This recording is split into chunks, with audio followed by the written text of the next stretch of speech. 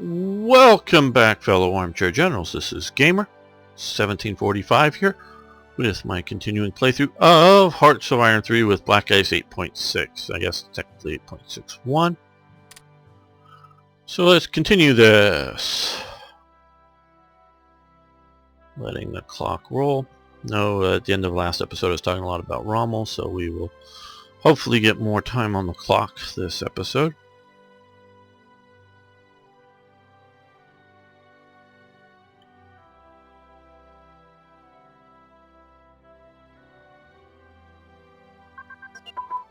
And the tech just came.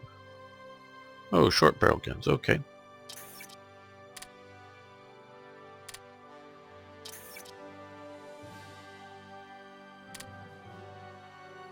Destroyers. Infantry support tank.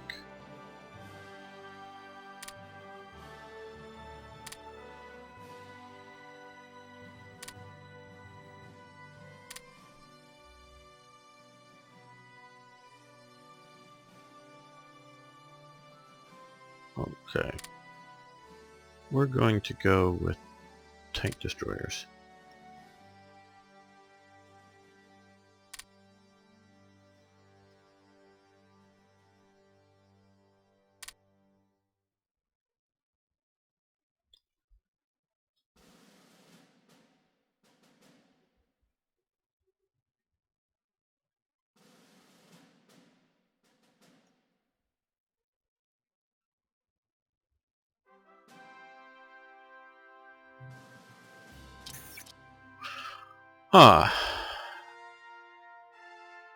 SS Arschlich Academy. The SS Medical Academy was founded in Berlin in 1937 as a training center for SS doctors.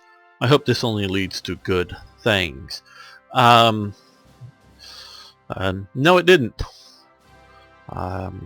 They did some beneficial study, but they didn't need to do it the way they did it, and they didn't need to do it brutally, and could have been learned in many other ways. But with, you know, Auschwitz and some of the Mengele studies and whatever, those are just grotesque. Not that they didn't find good information out, but it was just the way it happened was just grotesque.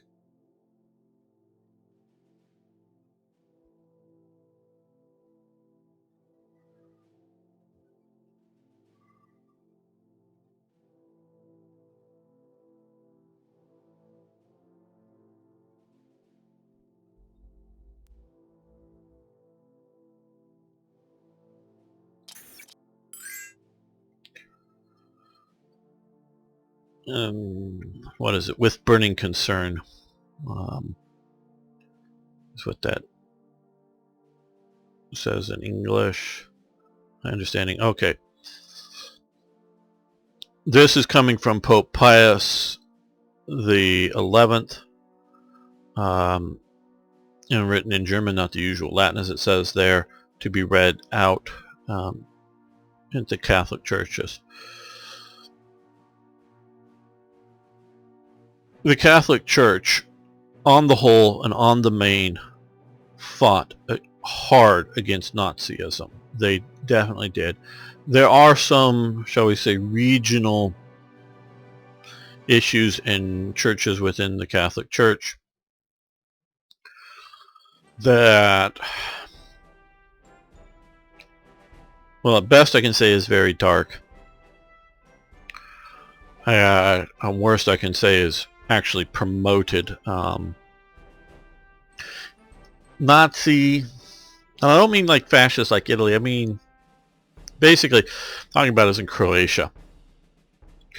Some of the church leaders there very much supported some of the death camps organized in Croatia around that. Now a lot of that was directed against Serbians, you know, Greek Orthodox types, and they helped with some of the rat lines after the war.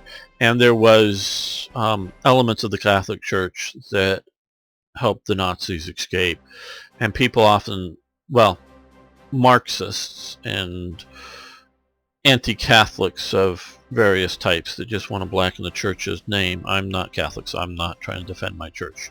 Trust me, like we've talked about before, the various anti-Semitism and things that Catholics have had a history of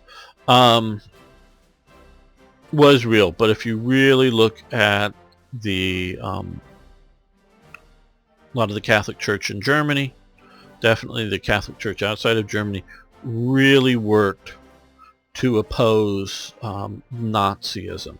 Now, like I said earlier, some of the Catholic Church sort of supported the Nazi government when it was fighting the the anti-Bolshevik war in the East.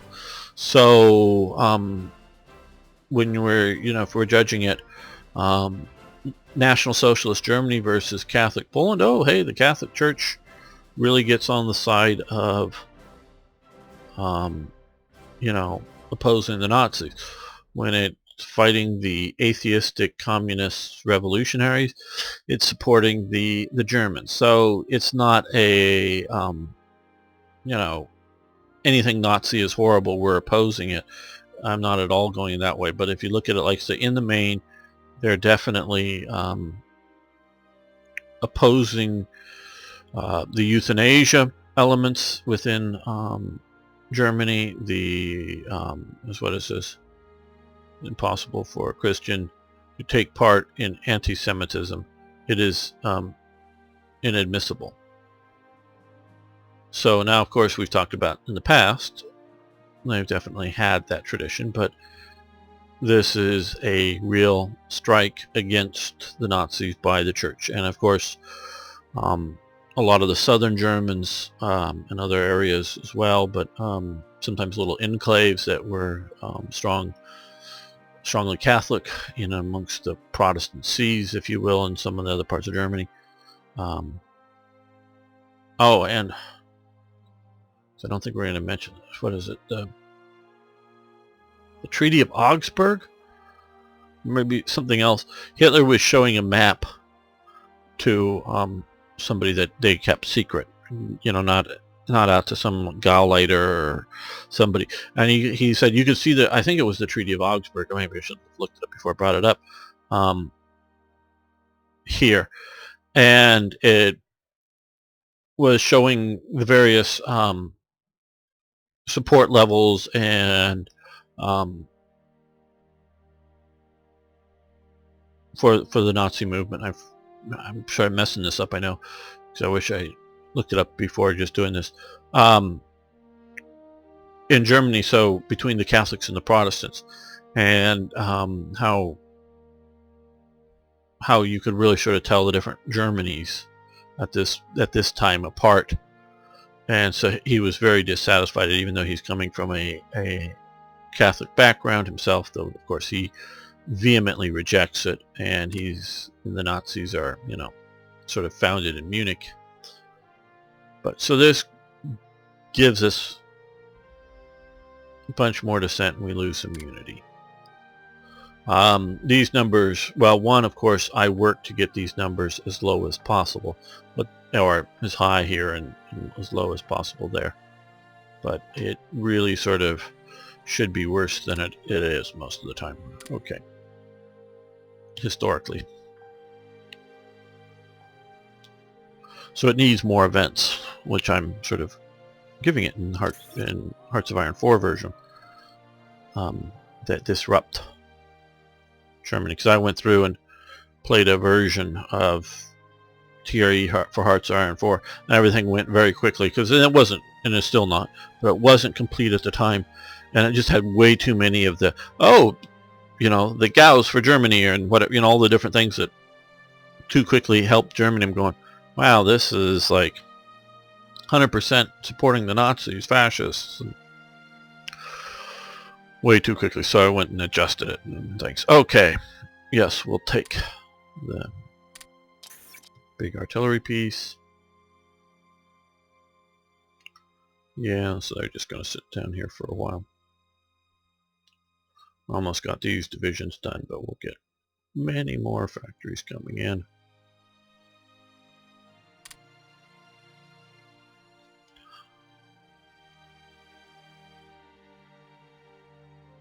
And I really do like the idea that, well, I like the way Black Ice and Hearts of Iron 4 is made, so you can't rush shipbuilding for um,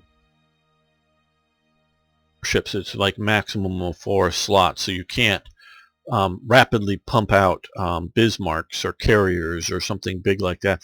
They take you got to lay the keels down. They take the time to build. Now you may have a lot of shipyards put a lot of them into production, but you can't, just blast them out simply by stacking more,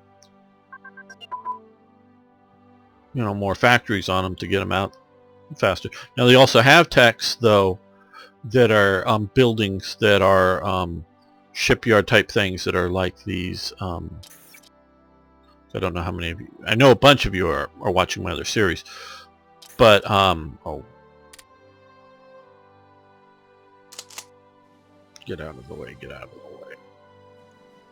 A bunch of these auxiliary building types that help things, that help push things faster. So that would be get a few of those built. Will pump out your Bismarcks a percentage faster, 5%, 10%, but not 60% faster. You can't just dump them on it. But it's a much better system than this because it doesn't have the long lead times for building things like infantry units. But you do have the training time. But if you build all the jeeps and the tanks and have them all in storage, then you have the training time, and but they can be done concurrently, meaning you're building all the tanks and you're also producing the training of the units and have them all come together, or you can stockpile and then release. And I just think that's great.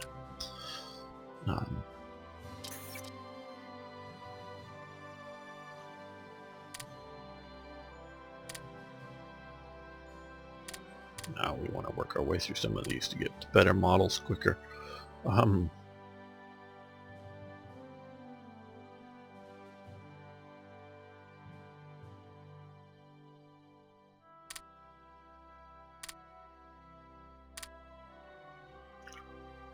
And since we did have we're in counter-espionage, and we've got 10 spies, and well, maybe we will.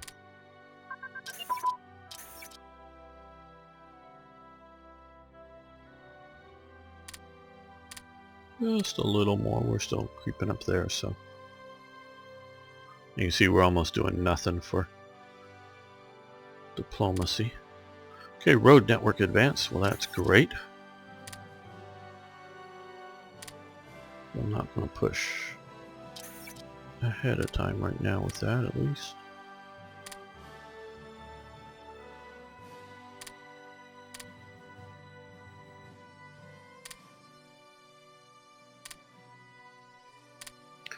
What are we? Oh, AA and anti-tank guns.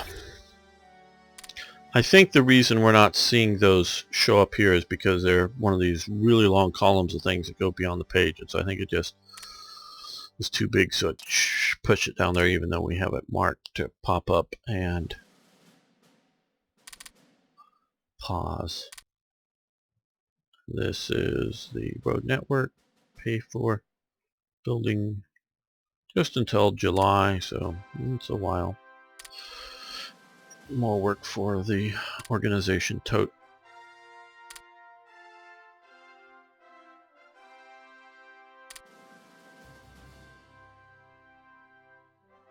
Yes, so we can see here national unity is the same, but 0.2% better organization regain rate, which will be useful as the war goes on.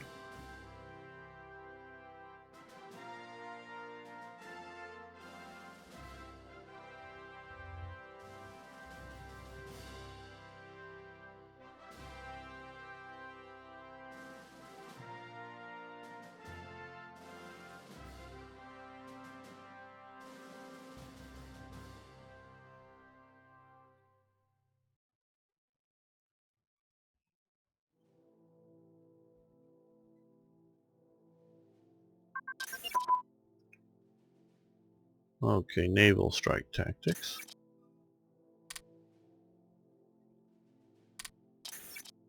They're both now at 37. We'll probably come back and visit those some more, but let's continue to push forward here.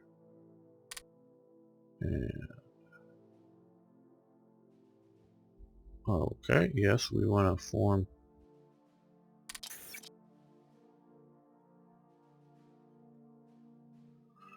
KG 254. Looks to be a bomber of the HE-111 type. Okay. And KG or Kampfgruppe. Now this is of course a much earlier aircraft.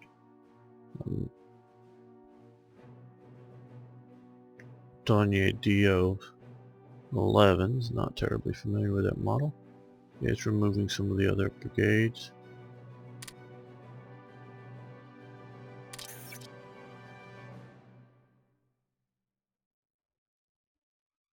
And we're transferring 134 to that. Okay.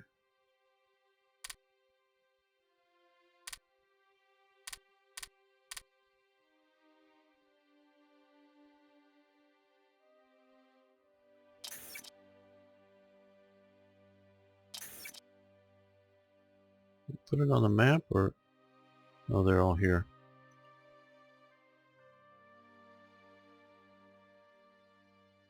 Are they presuming that some of these things have been already produced? Maybe. Oh well. Okay, we're almost done with that infantry division. Yeah, I'll get a couple more of these. And I'm going to wait to deploy these partially to, again, so we don't increase the size of our armed forces. And we'll let them upgrade when we have more. Okay, build and expand the air bases even more. Western Germany 2, notice. Second round.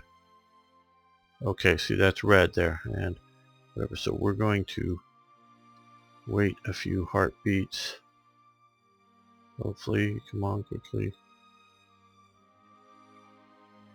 Readjust. There we go.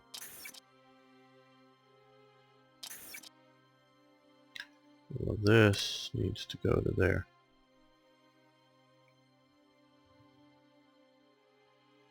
And these go to the top. Flush out a lot of air bases.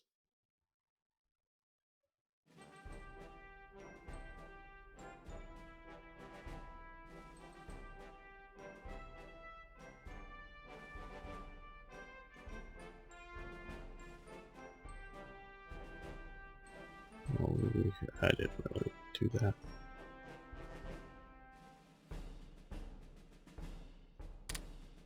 We want to keep upgrading, but we don't need to. We need to build more factories now.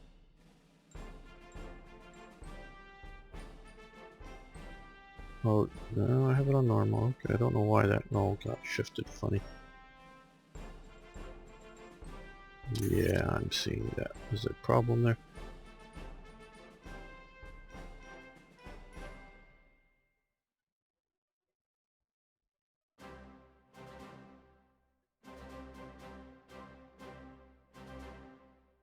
There we go.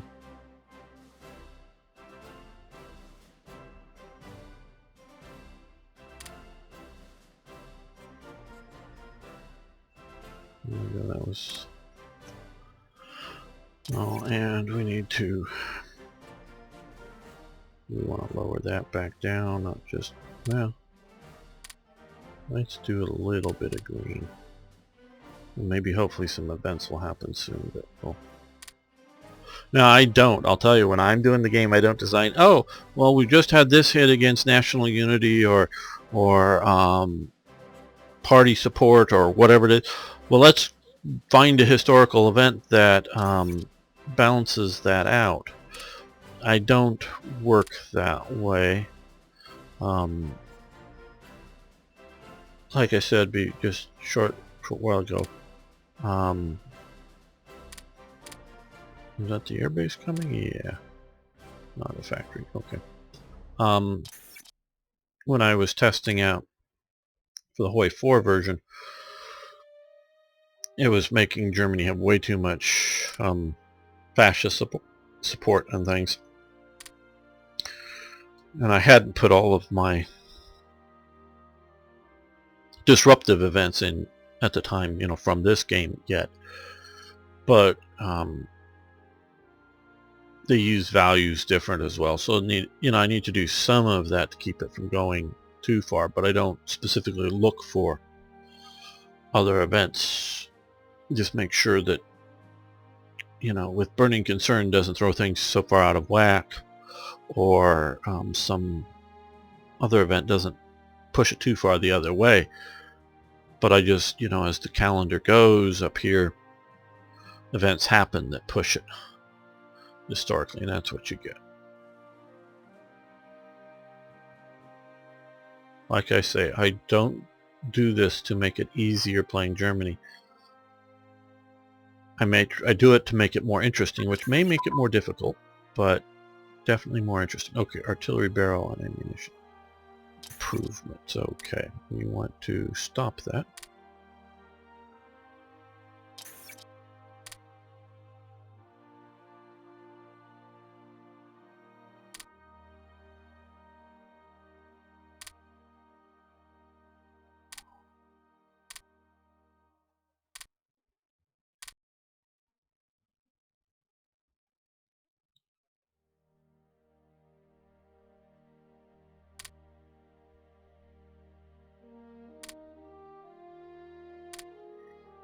There we go.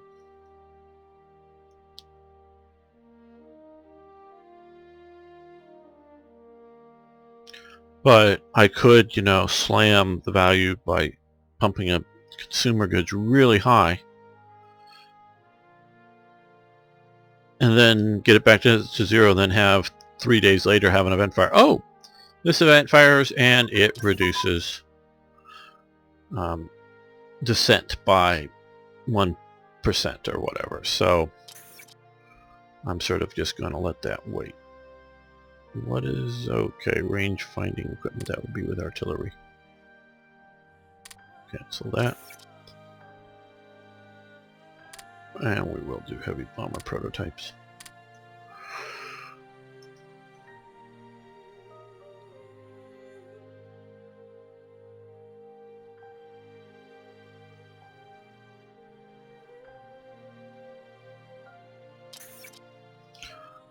Okay, well, we no longer get the money for that, but we do have a very large pot of money. Assmann and Sohne, Assmann and Sons.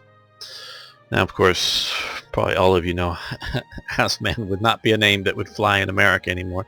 Any German who came over to America with that name would have changed it to something else. But I just...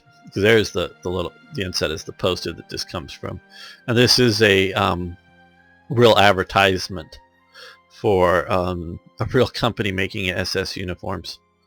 All the little badges and such would come from the standard sources, but I think they were one of the, if I remember correctly, and when I go to and there's several really good, one very good World War II uniform collectors web forums. I'm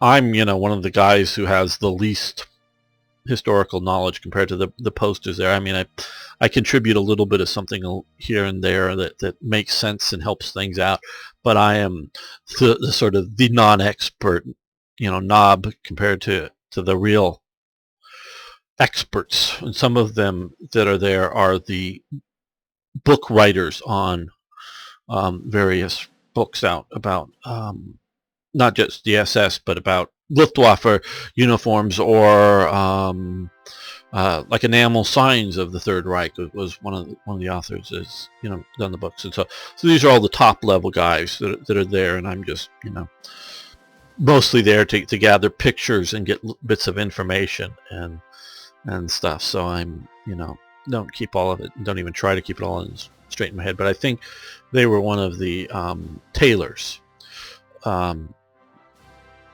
of thing, because you can get these hats that are made in the factory for the SS. This is a fairly early hat style. You can see the small eagle up there. And you can get them, standard like that, or you can get actually custom-made officers' hats that are, or Luftwaffe, whether they're party political, for an NSDAP, non-enforcement kind of uniforms, or like the SS, or for the, the Army or the Air Force, you can get custom-made hats, custom-made, tailored everything, but they would use, the standard sort of approved badges on them. But I think these were one of the people that would do the custom-made stuff. So, and I just, this guy wearing the black uniform, looking so pleased at himself, looking at the skulls on his hat, just really, and this was a period advertisement, just made me go, I've got to make an event using that thing. It's just, now that you've joined the SS, you need a spiffy uniform to have people properly fear you. That's just, I just, sad to do it. So this SS HQ gain, the effect that this has. But yeah, I just thought that was just too much.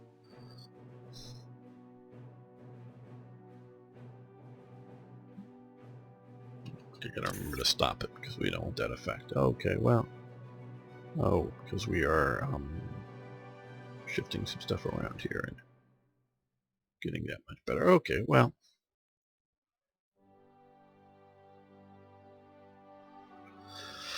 So, let's see.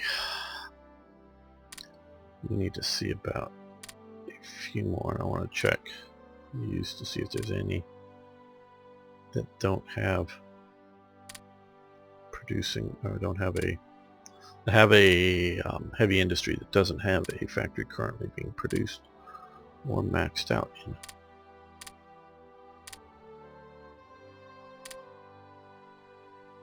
So as I mentioned on earlier episodes, of course, you may be watching this 2 years from now, but if you're watching this in sort of a timely manner, and you might think you want to try playing multiplayer with a group of people that may be doing, where if we, I say maybe because we haven't gotten anything organized yet.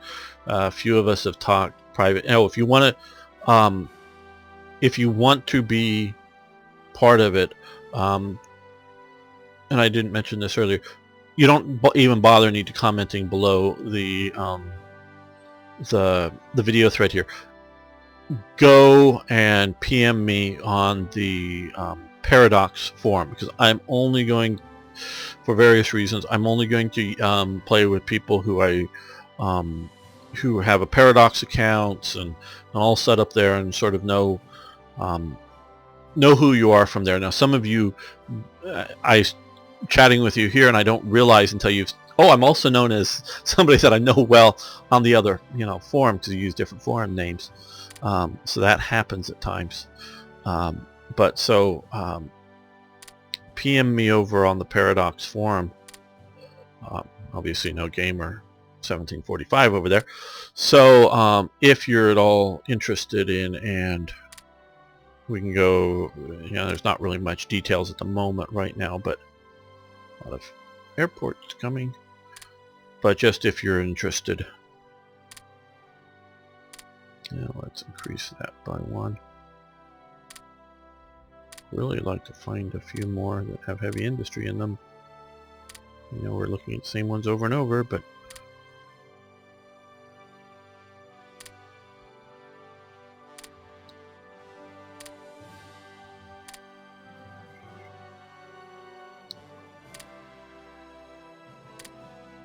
Well, let's put a few over here because we want to keep them away from bombers. But not so far east. They're going to be vulnerable to Soviet attack. Not so much air power, but just ground power. A lot of clicks, really fast. Get them all to the bottom. Get them all to the bottom. Come on.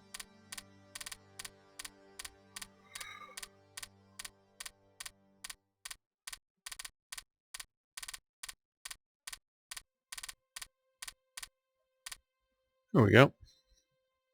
More factories coming up. But so if you're interested, we're thinking weekends.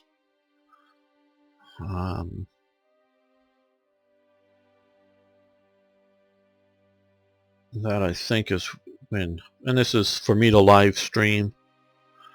Now, if one of you are also a YouTuber and have a Twitch or want to set up a Twitch thing,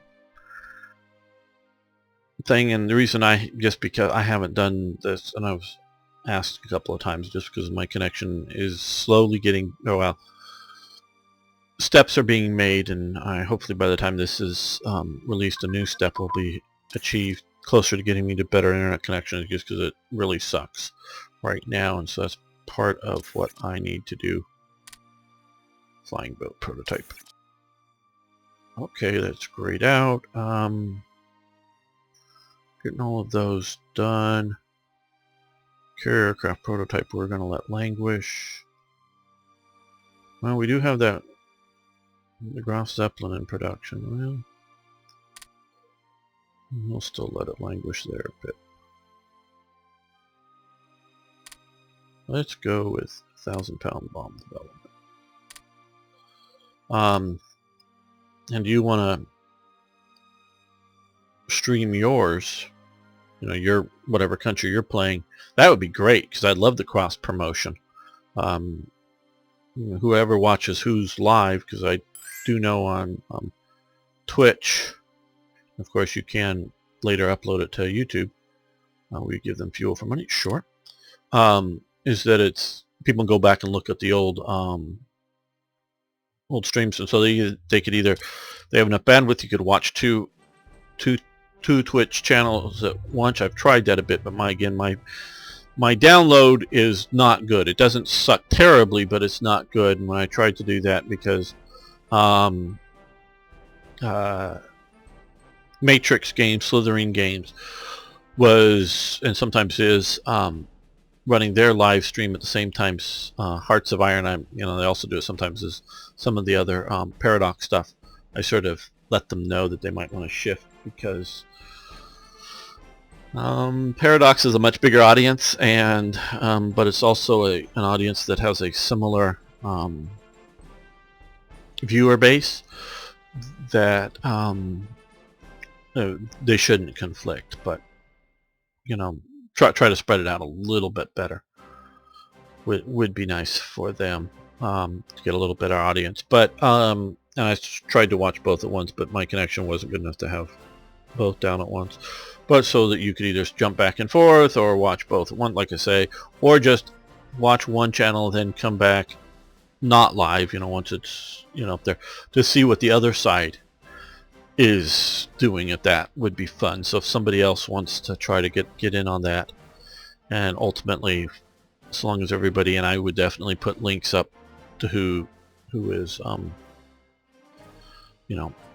the other channels, so that everybody can help build each other's channel up a bit more. That would be great. Okay, the National Socialist Flieger Corps, or NSFK, founded in April 15th, 1937, as a successor to the German Air Sports Association. General der Flieger Friedrich Christiansen up here is the NSFK Korpsführer. That's the same rank, though different organization, as Hunlian of the NSKK, which is obviously a similar group for motor vehicles. This covers various elements of the flying industry, if you will. Definitely a glider enthusiast as a training. Now that starts while Germany is still hiding its aircraft development, because to train up pilots and get air enthusiasm, while still officially trying to pretend that they're obeying the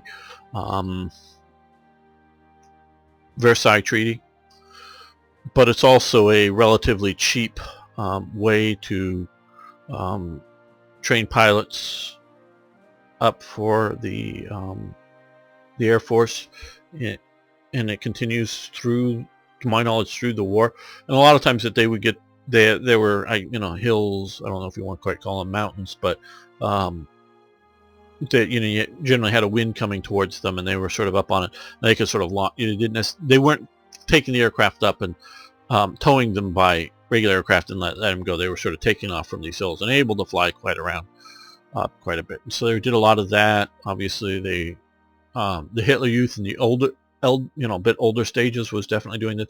The younger, as you see there with the gliders, the hand-thrown glider type stuff.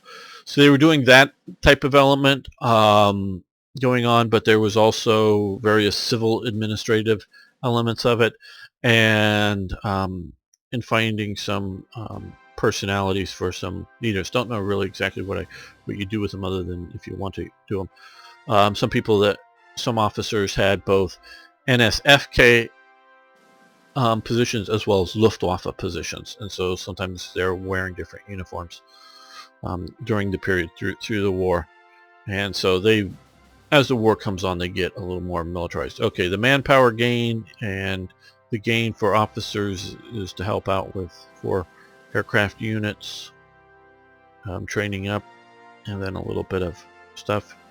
Obviously, you're using a lot of supplies, making the gliders and other sorts of things if we want to do that, or leave it alone, but we're going to go for that.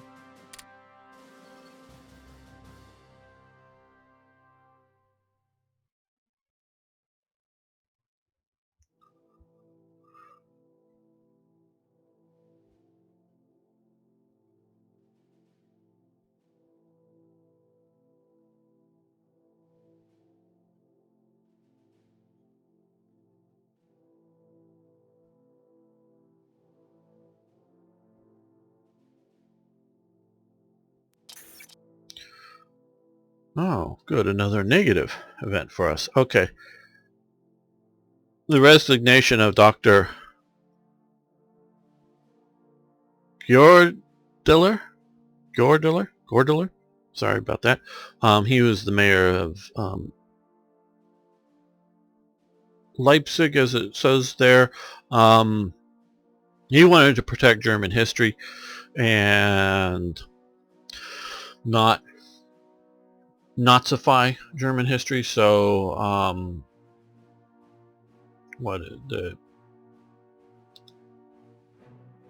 didn't want to bury the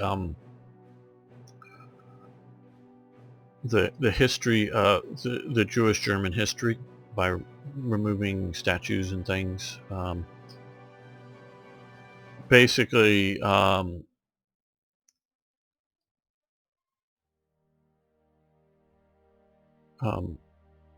he resigns from office. You can read it in more detail. He ends up being hanged as one of the co-conspirators for the Hitler assassination attempt with the Fuhrer bunker bombing. So that's how he ended up in the war, or killed, at least in that. I don't know if he was hanged for sure, but I think killed as part of that. He was some of the civil resistance to the Nazis. But do note that they didn't finally kill him until late 44 or early 45 or something like that. So, and his position was getting tougher and tougher and tougher as the mayor of Leipzig. But even with all of that, even as late as 37, with his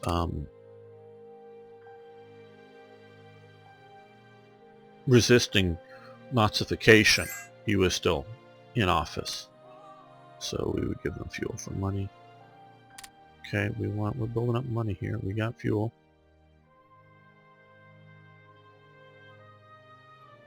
Now, of course, we were waiting for an event to help things, but nope. I want to stop that because we may get one of those reaction. I just wanted to check. Okay. We'll get a bunch more of these coming available. The main reason I don't just stack up a bunch of factories in one provinces is because once this is built, I want to immediately start this one going, the next one, and move it, if not up to the top, move it to the to a good position. But I do want to finish some of these other ones that don't have the force multiplier attached to them. And so it's sort of with the force multiplier, I just decided I wanted to juggle them. Okay, the Reich Forschungsrat, oh god, I'm butchering this, I know. The Reich Research Council was inaugurated then as part of the Ministry of Education, but dealing with the Wehrmacht. This helps organize various technical research, so we get a plus 1% in leadership because of that. Now, I don't know if you noticed, but I hit accept, and I expected the clock to start going again, because I was, before making these episodes, I was playing Hearts of Iron 4, and that's what happens there, and it's, forgives me, sometimes I'm a bit confused between going back and forth between the games. Okay, another diplomatic report. The SDP drafts 6 laws for compulsory reporting of citizens of certain nationalities and their inclusion in national registers and creation of additional legal guarantees for nationalities living in the Republic. The purpose of this initiative is to highlight the alleged oppression of the German minority, and without this we could not be able to have justification to take Czech territories. So this is part of the NSDAP's attempts to document real and contrived, trust me, there was contrived, not necessarily fake news as in the sense of today or something that's not happening, but in the sense that it was, well, there may have been entirely fake news. I'm not saying there wasn't, but definitely in the sense of provoking incidents to happen, trying to get an overreaction, try to, be uncooperative with the police and try to have the, by verbally and doing things and not doing what they say to do it. So hopefully they hit you over the head with a club, and then we can, photograph and report that the police brutality kind of thing. They were definitely provoking actions and trying to do that. There very well could be fake actions. I don't know, and I don't have any evidence. Okay, begin the Great Officer Purge. Yes, so this is Stalin. He was more afraid of the army than about anything else. We talked earlier in another episode about why Arab armies lose. Well, this is why, directly why, there was such a disastrous situation in the war with Finland. Now, obviously, the Soviet Union would have been able to crush Finland, but it was just getting harder and harder to do so, and it was showing up how weak the Soviet Union was. So they stopped the war and negotiated their peace settlement. But it was the, you know, the idea of people weren't willing to be problem solvers, and there wasn't, you know, the various elements of, you know, they didn't have competent people in slots. They had loyal people in, you know, good command slots, and people weren't willing to do things that they weren't told to do for fear of maybe being too independent and looked upon as a threat, and all of these kinds of things. This is why Finland happened just so badly. I think without the officers' purges, I'm not saying it would have gone swimmingly just because they were attacking in winter, and the infrastructure, I think prior to World War I, most of the infrastructure was, or communication was done by sea. I don't, you know, I'm not saying there wasn't any roads or any rails, but it just was extremely limited up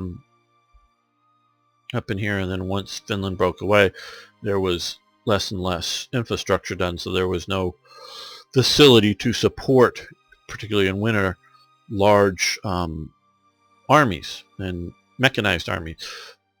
But I believe that they would have been better overcoming the problems had they not done the purges. And is also directly the reason why Germany did so well in the early stages of the war against the Soviet Union. It's like the Soviets are getting ready to put down an outbreak there. So that is a critical element of what happens in history. Motorized HQs have advanced. That is great. And we're going to stop that because next one will reduce it by an hour, but we're going to stop that.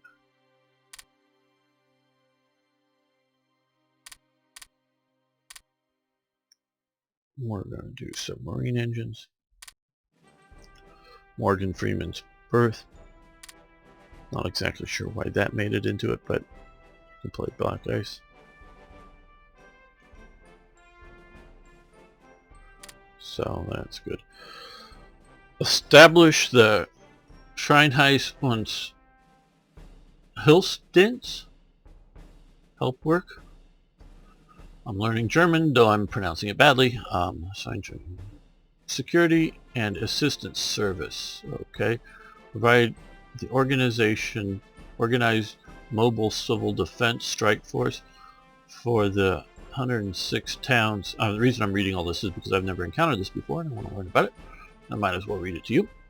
Towns of the first category regarded as the most vulnerable to wartime air attack in the German Air Raid Protection Organization structure established on May 4th, 1937. It evolved into a conscripted service established as a reserve occupation whose members were exempted from military service but were also not allowed to hold other employment. The SHD units were housed in barracks with rotating staffing patterns that allowed half of the unit personnel to sleep at home each night, call out for attacks permitting. The SHD mission included firefighting, rubble clearance, urban search and rescue, building repair, emergency medical service, the location and delivery of disaster supplies. Like the RLB, Reichsluftschutz-Bund, and the British Air Raid Protection personnel, unlike the United States Civil Defense. SHD personnel were fully uniformed in a military style of uniform. Yes. Yeah, I do know. I think I have a civil defense helmet somewhere. I think I collected a bunch of stuff.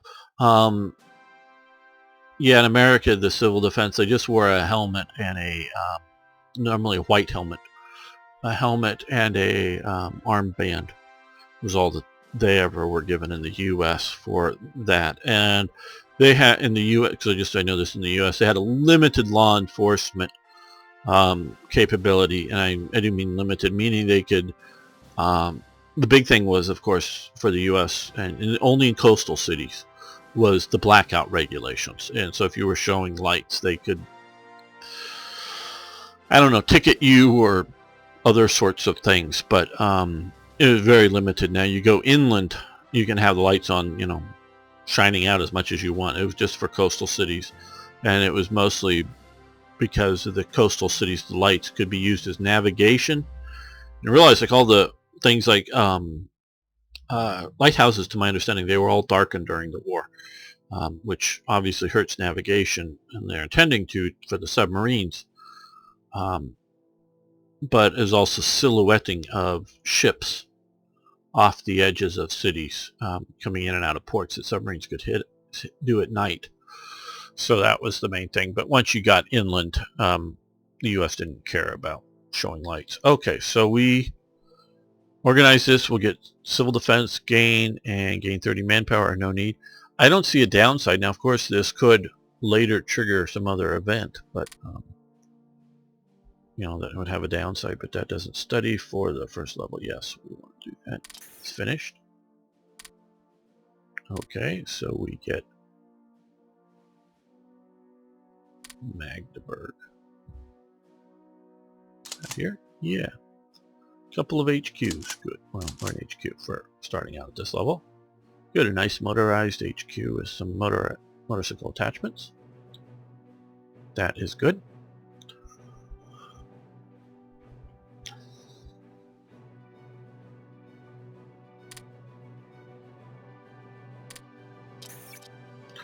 Okay, air bases. Let's pause this. For West Germany. Number 3, yes, we want to continue to expand.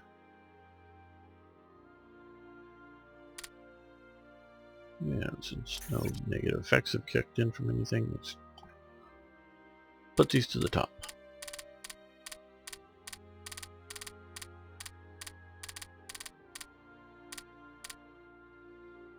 So we'll run through those very fast, obviously, in a day or so.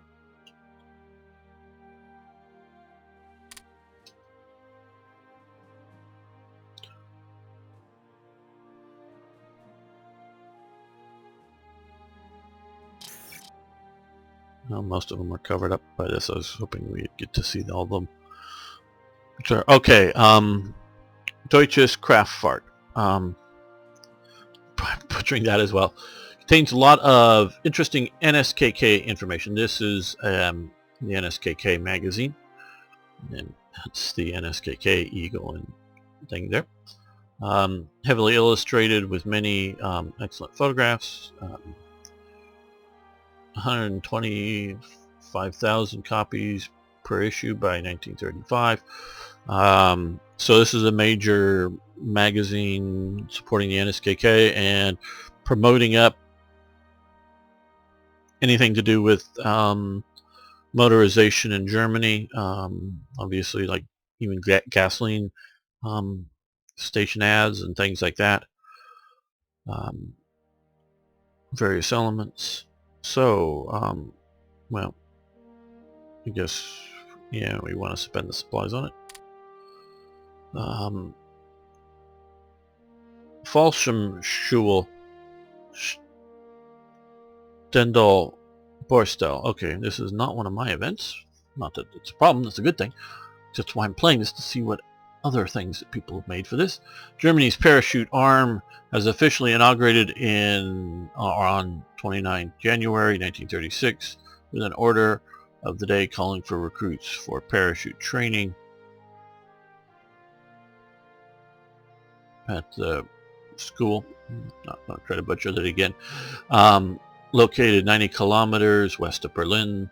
The school was activated several months after the first parachute students were established in January 1936. Was open to active and reserve Luftwaffe personnel, NCOs, officers, and other ranks of the Luftwaffe were required to successfully complete 6 jumps in order to receive the Luftwaffe parachute students badge instituted in November. Okay, so we can set up the school. We'll gain some officers, lose a little bit of manpower, school staff, I presume, and gain a bunch of airborne and such research. Okay, or no need. No, we'll do that.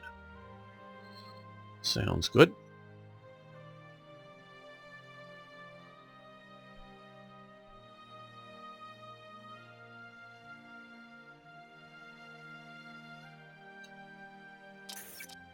Okay, so these are all about ready to come due.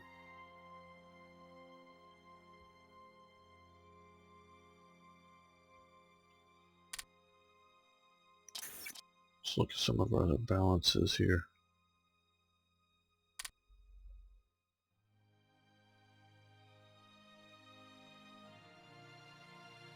Yeah, that looks good.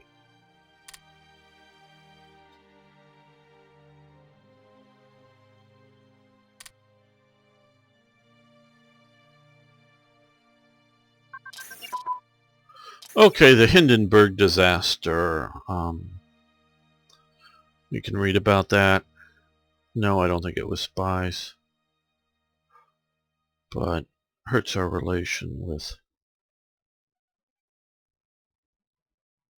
America. I think that was the Black Ice event, or was it mine? I'm not sure. I don't remember. Okay, I'm sure I mentioned this before, but of course, growing up, I watched Hogan's Heroes, and one of these cars with the dual axle um, rear drive was used as part of the series periodically, which I always thought was cool growing up as a kid. So basically this was an overbuilt Mercedes designed that they wanted to sell to the German army. And basically the German army said, very nice, but way too expensive, and said no. Like I said, the Fuhrer ordered one for himself. I don't know, I think they produced like 20 or 30 of them total. The one here that's in this picture is actually a modern photograph, though I graded out, and that is the one that was given to Franco, which is currently in the King of Spain's collection, and it's maintained in original condition. And so there's just a handful left around in there, but there's obviously 4 of them together. And I thought that was interesting, one that they had with 2 machine guns mounted in it for anti-aircraft defense or something. So you're given the option. You can spend money, metal, energy, supplies, plus from now until May 20th, 1937, so 15 days approximately.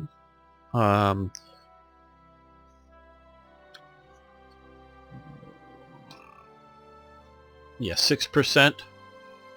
I just had to get a little closer to see if it was 6 or 8%. 6% of total ICs reduced down for 15 days. And that's a lot of ICs for 15 days. What you will gain is 1 industrial capacity. You'll gain a tech called Mercedes W31 staff car gain, which makes standard HQs move a little faster, as opposed, it doesn't help out motorized. I originally designed this event before any of these other specialized HQs came about as just a way to make, and it's not necessarily this representing just these 7, or cars that carry 7 personnel, but just generally more Mercedes staff cars for generals, because you see them in all the movies, not necessarily these dual axle rear ones, but all the different staff cars. So basically you're buying a bunch more expensive, damned expensive staff cars to move your headquarters faster. So if you want to move your headquarters and it's not even a full mile an hour faster, there's another event that the two will combine and you can go a little bit faster. And it's a research you can't. It's a tech you can't research. It's just one that grants here. You can do that, and then plus a little bit of sort of nowhere near worth the cost. So it's like super expensive to do. So if you want to do it or not, I'm going to do it just because I think it's cool. But it is expensive to do. And what is our artillery carriage design. Okay, that's the...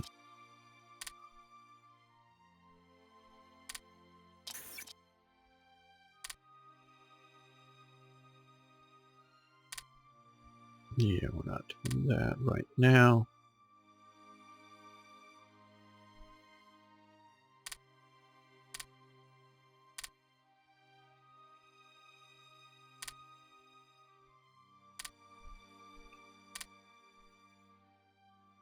So then just also there's a similar sort of event that goes on that makes all US HQs, you know, the standard types, super motorized. Like they get 3, you know, what are this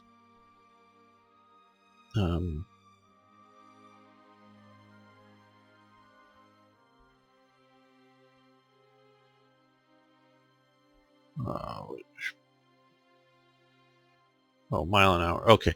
Yeah, here.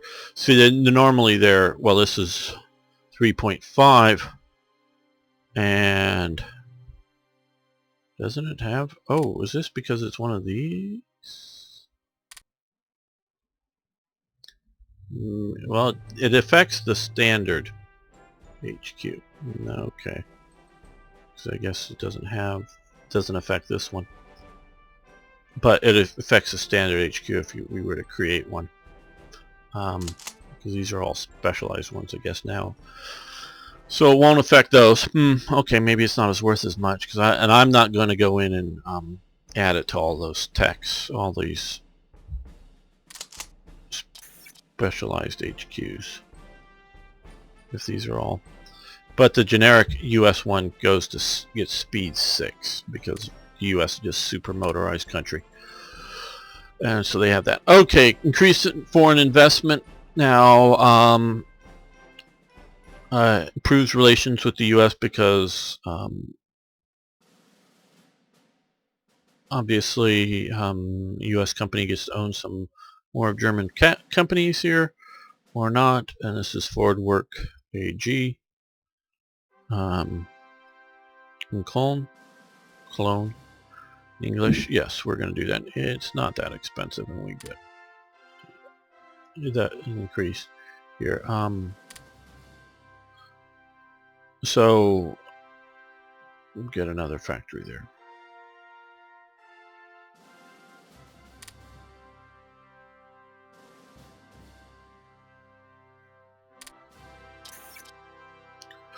Okay, demonstration of the Ritter SA. I know I mentioned this before. This is just some of the photographic evidence that shows how much they were doing with the SA for horse training. This is part of the SA event, so you don't have a choice.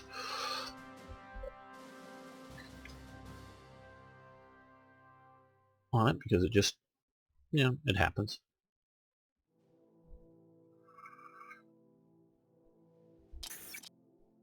And here's another. This is showing off what they were doing. A lot of these. This is a commemorative for it plaque. 160 kilometers. Basically a cross-country. I don't think it was any sort of race, but just cross-country riders competition to improve training, various activities. But just remember, even though those are costing you things, we've given you lots of other bonuses before this, and you'll get more bonuses after as part of it. Travemünde is up here. This was a major seaplane base, so we have the chance to expand it, cost supplies, rare materials, but we also gain a little bit in various naval air improvements, and that's a lot of what they were doing at the base. So we can expand it or not. I'm going to choose to. And so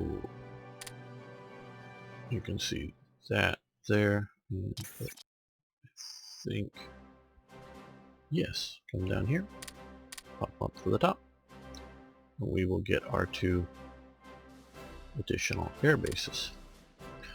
And it had both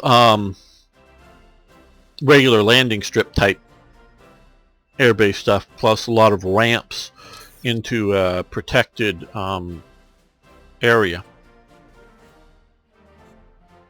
Now we're gonna wait because we don't want to go to that. Mess with that until it goes away. Yeah, there we go. What did we just lose? Uh-oh.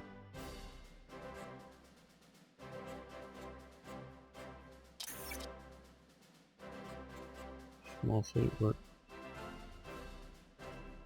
Uh-oh. Don't know what I missed by not clicking there. I was just waiting for that to go bye-bye. No. We're good enough as it is.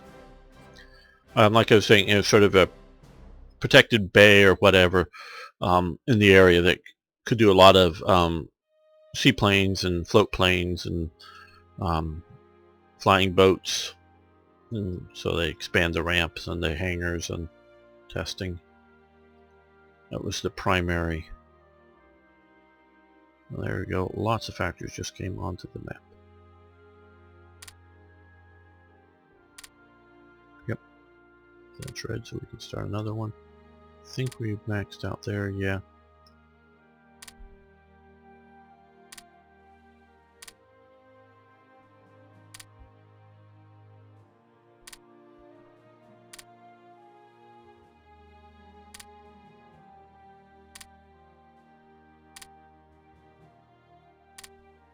No, that's still not yet finished producing.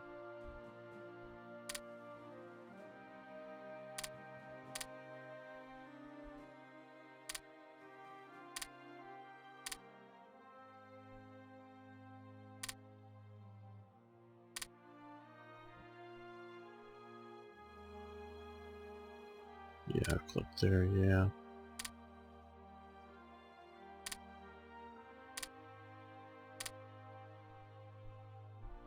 Okay, and I checked that. Yes, okay, now.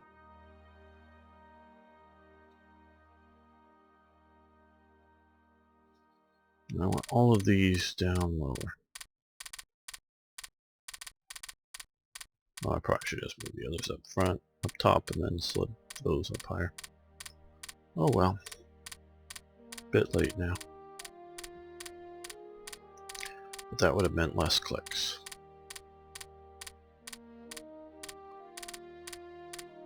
There we go. There we go. That's what I wanted to do. I want to put these in front of those because these are force multipliers. Now we're almost down to 5 ICs to build an IC. That would be really good.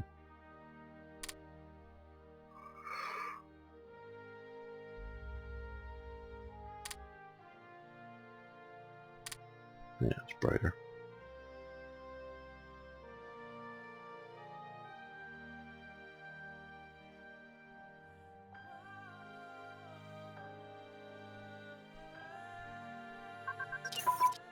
Okay, railroad networks have advanced. That's good. Now, what is this? Yes, we're going to take this now. And we're going to stop this, wait till 38 to go back to that. And we're going to improve our submarines. Obviously, these are just all negative things, but they'll allow us to move up to a new class, new type. There, once we get them researched.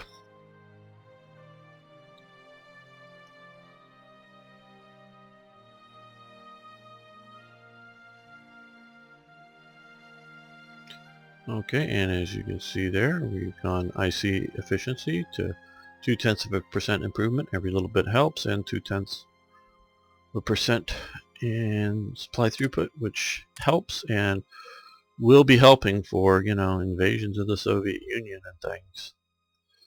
That really, you know, gotta be helping. Okay, single engine armament research. So, okay, grayed out.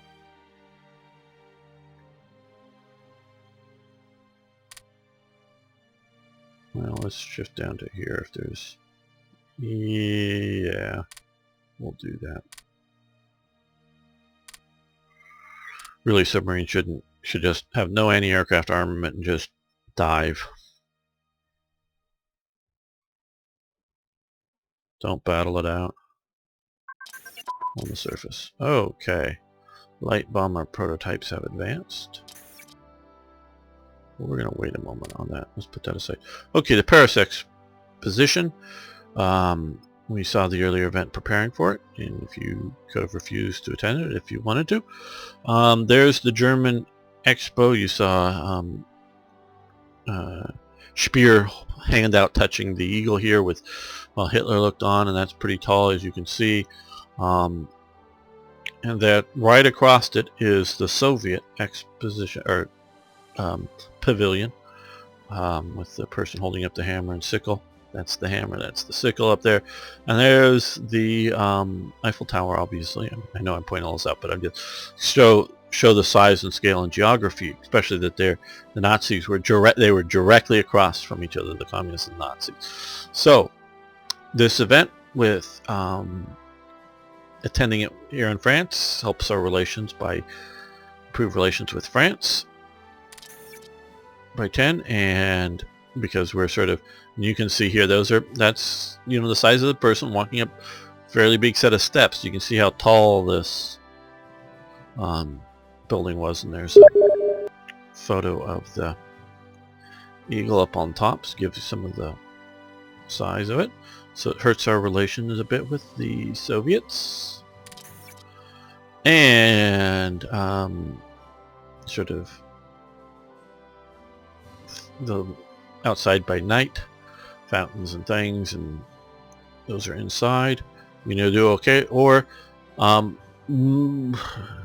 always, I wouldn't say always, but it seems like almost always, if you go for the more info and you walk all the way through my event, you'll get more bonuses. Obviously, if you've looked at this enough, you can just go through it without much paying attention, but these are all the other attendees. I figure this is a lot of their citizens come to this. Obviously, more local, more of them, but interactions helps our relations with those nations by a little bit. And this is inside. As you walk into it, because the building there's a really tall, but then it's sort of long going back, and see all the glass cases. That's obviously a car not in the glass case. Showing off German products.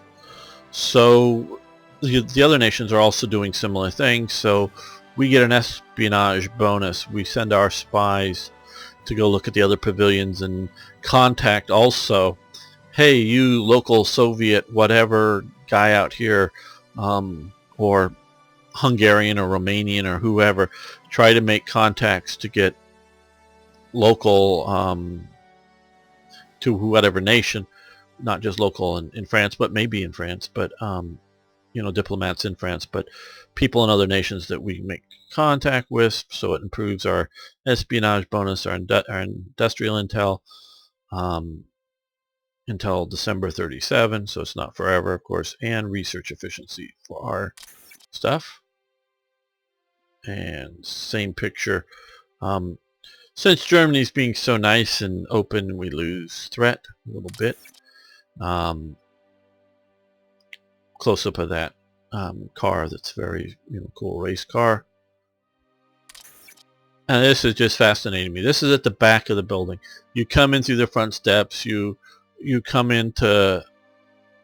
through, I think, this door or something here, into this sort of big, huge room, and you can see these huge windows here that have these aircraft.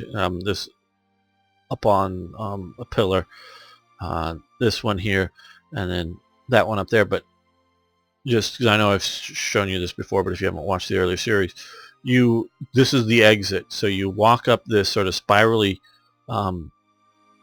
walkway, and then it goes up and around here. This is the walkway that you walk through, and then loop up and out through this door. That's the exit to the pavilion. So you come in through the front door, up those steps, through the sort of the main hall with all the different exhibits in it, and then sort of the big aircraft room and some of the other large stuff in there. So very dramatic.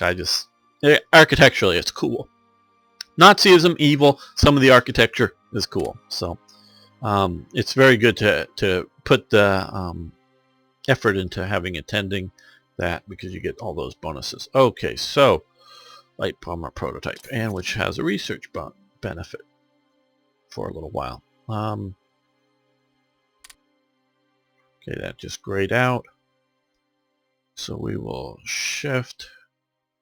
So we're doing all of our submarines. All right, now for our escorts, we want to do that. No, let's do the engine first. Takes a little bit longer, but get it done quicker.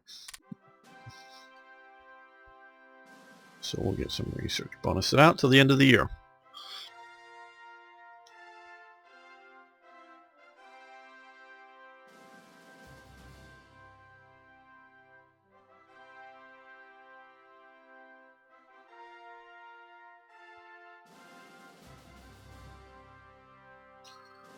Okay, well, this episode's probably gone on too long.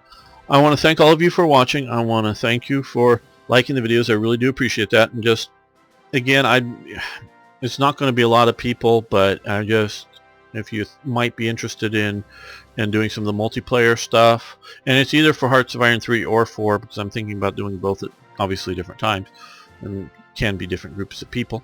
You can let me know on the Paradox forum. Just give me a private message over there, and we can talk about it in a little bit more detail as things happen. And of course, I want to please post questions, comments, suggestions, ideas. Love hearing from you. See you next time for more Hearts of Iron.